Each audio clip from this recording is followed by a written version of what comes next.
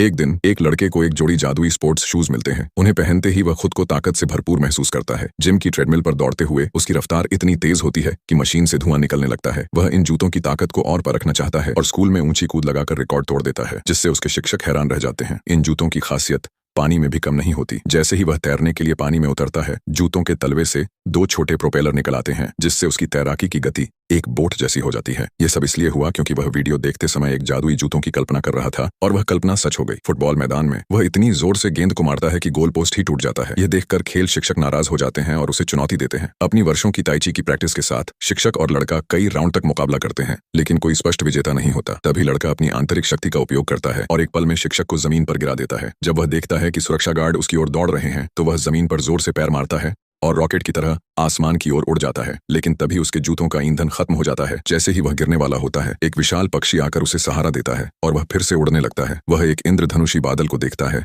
और फिर उल्टा होकर जमीन की ओर गिरता है, जहां वह अपने विशेष हमले से सभी गार्ड्स को हरा देता है। अचानक लड़का अपनी आंखें खोलता है और महसूस करता है कि यह सब एक सपना था।